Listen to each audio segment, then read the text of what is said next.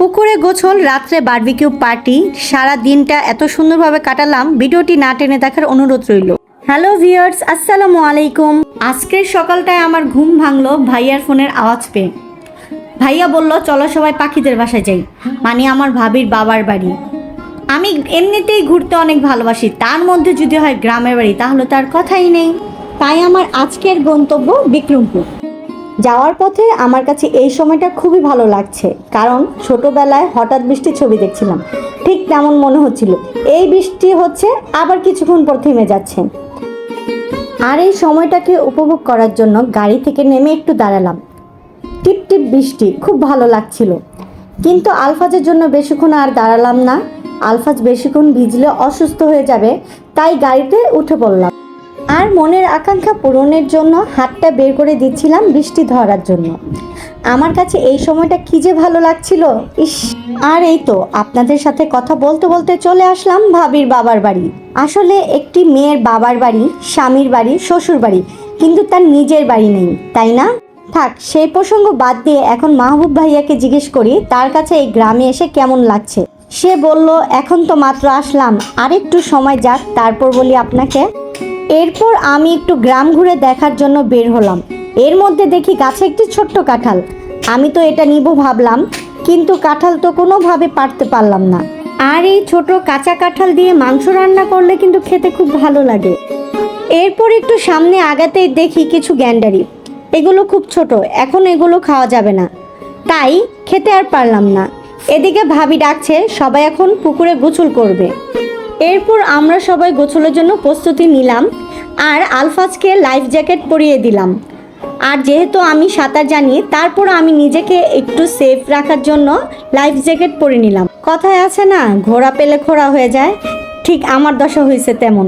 আমি life jacket দেখে এখন সাঁতার জানা অবস্থাও নিজেকে সেফ রাখতেছি। কি দারুণ। আর যাই হোক না কেন, আমরা কিন্তু সবাই অনেক আনন্দ করতেছি। অনেক বছর পর পুকুরে এভাবে গোসল করলাম। তারপর সবাই ফ্রেশ হয়ে দুপুরের খাবারের জন্য তৈরি হলাম। এরপর দুপুরের খাবার খেয়ে একটু বিশ্রাম নিয়ে আইরিন ভাবিকে বললাম চলুন সবাই একটু গ্রামটা ঘুরে দেখি। আর এখন যে বাড়িটি দেখতে পাচ্ছেন, এটি কি যেন নাম ওনার, ও হ্যাঁ, জ্যোতিষী লিটন দেওয়ান, ওনার বাড়ি এটা, মানে ওনার গ্রামের বাড়ি।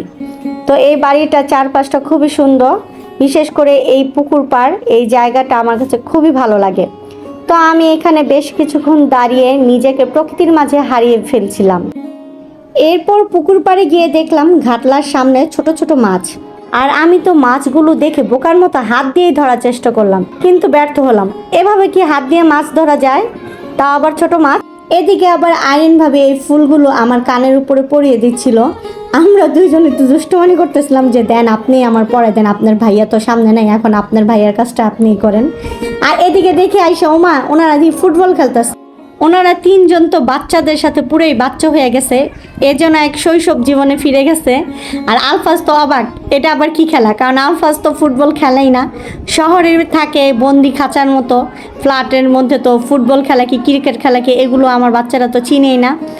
আর ওনারা খেলতেছে, তো আমি বাসায় চলে আসলাম। বাসায় এসে যে এখন আমি বারবিকিউর জন্য সব কিছু রেডি করতেছি। এখানে মুরগির মাংসগুলো আমি সব মশলা দিয়ে এখন মেখে নিব। তো এখানে আছে হলুদের গুঁড়া, মরিচের গুঁড়া, ধনিয়ার গুঁড়া, বারবিকিউ মশলা, টক দই, আদা রসুন বাটা, পেঁয়াজ বাটা, টমেটো সস, সয়া সস, আর পরিমাণ মতো তেল, আর লবণও আছে। আর এরপর ভালো করে মশলাগুলো মিশিয়ে 1.5-2 ঘন্টার মতো রেখে দিছি ম্যারিনেট কইরা। আবার দেখি ওনারা বাসায় এসে ক্রিকেটও খেলতেছে। মাগো, আজকে সব খেলা খেলে ফেলবো, কোনো খেলা বাদ দিব না। প্রায় 2 ঘন্টার মতো খেলে আসছে ফুটবল, এখন আবার সারা রাত ভাবছে যে ক্রিকেট খেলবো।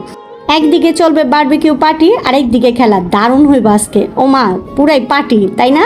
আর এদিকে আমাদের বারবিকিউ এখন বসাই দিছি। নিচে কয়লাগুলো জ্বালানোর জন্য বারবার মেহেদি, তারপর সাইফুল ওরা বাতাস দিতেছে।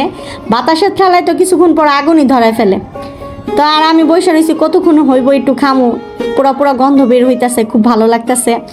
আর এখানে আরেকটি কথা, আমার ভিডিওতে কোনো ভুল ত্রুটি হয়ে থাকলে আপনারা ক্ষমার দৃষ্টিতে দেখবেন, এবং আমার ভিডিওটি ভালো লাগলে আমার পেজটি ফলো করবেন, এবং ইউটিউব চ্যানেলে দেখে থাকলে অবশ্যই আমার চ্যানেলটি সাবস্ক্রাইব করবেন।